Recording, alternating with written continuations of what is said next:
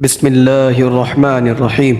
عبدالواحد بن زید رحمۃ اللہ علیہ فرماتے ہیں کہ میں اپنی اسی مجلس میں بیٹھا تھا، جہاد پر جانے کی تیاریاں ہو رہی تھی۔ میں نے کہہ رکھا تھا کہ پیر کو صبح چلنے کو تیار رہیں۔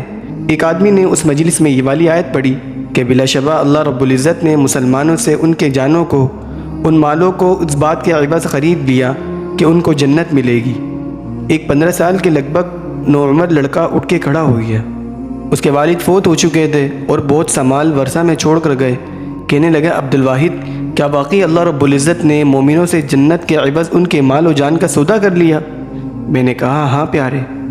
کہنے لگا، عبدالواحد، میں تجھے گواہ بناتا ہوں کہ میں نے اپنے نفس اور مال جنت کے عوض بیچ دیا۔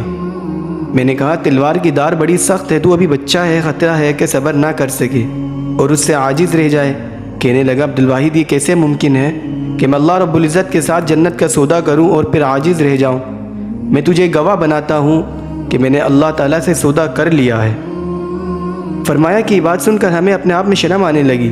ایک بچے کے یہ جذبات ہو اور ہم اس سے پیچھے رہ جائیں۔ نوجوان نے ایک گھوڑا، ایک تلوار اور ایک زیرہ چھوڑ کر باقی سب مال صدقہ کر دیا۔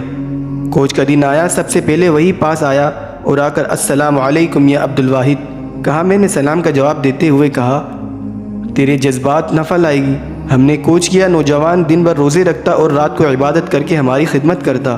جانوروں کو چرانے لے جاتا، ہم سوئے رہتے تو وہ پہرا دیتا۔ اسی طرح سے ہم روم کے علاقے میں پہنچ گئے۔ ایک دن بیٹھے تھے کہ کیا دیکھتے ہیں کہ نوجوان چلا آ رہا ہے، بآواز بلند یہ کلمے پکار رہا تھا کہ ہائے میرے اینا مریضہ کے شوق۔ میرے ساتھی یہ حال دیکھ کر کہنے لگے، نوجوان کسی وسوسہ میں مبتلا ہو گیا یا اپنی عقل کھو بیٹا۔ اتنے میں وہ قریب آ گیا اور کہنے لگا، اے عبدالواحد، میرا صبر کا پیمانہ لبریز ہو چکا ہے اور عینہ مریضہ کا شوق غالب آ چکا ہے۔ میں نے پوچھا، میرے عزیز، عینہ مریضہ کیا ہے؟ اس نے کہا، میں نیند میں تھا، کیا دیکھتا ہوں ایک شخص آ کر مجھے کہہ رہا ہے کہ چل تجھے عینہ مریضہ کے پاس لے چلوں۔ پلک جھپکنے میں وہ مجھے ایک باغ میں لے گیا جہاں ایک نہر تھی جس کا پانی شفاف اور تازہ تھا۔ نہر کے کنارے کچھ لڑکیاں تھیں جن کے لباس اور زیورات کی کیفیت بیان نہیں کر سکتا۔ دیکھا تو بہت خوش ہوئی اور کہنے لگی، یہ عینہ مریضہ کا خاوند آیا ہے۔ میں نے انہیں سلام کیا اور پوچھا، کیا تم عینہ مریضہ ہو؟ کہنے لگی، ہم تو اس خدام کی باندیاں ہیں۔ آگے چلتے جاؤ۔ میں آگے بڑھا تو ایک نہر دودھ کی جاری تھی جس کے ذائقے میں ذرا تبدیلی نہ آئی۔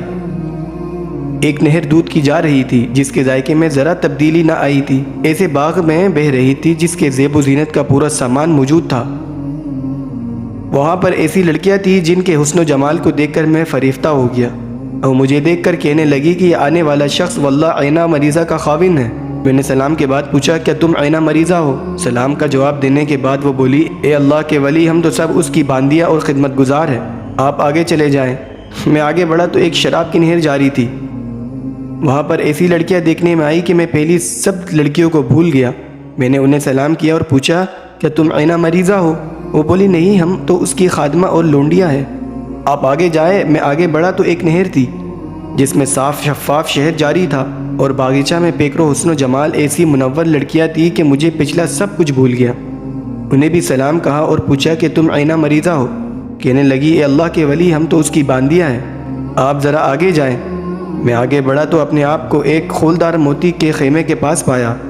اس کے دروازے پر ایک لڑکی تھی جس کے لباس اور زیورات کی جھلک حد بیان سے باہر۔ مجھ کو دیکھ کر بہت خوش ہوئی اور پکار کر کہنے لگی، اے عینہ مریضہ، یہ تیرا خاوند آ گیا۔ میں آگے بڑھا اور خیمے میں داخل ہو گیا۔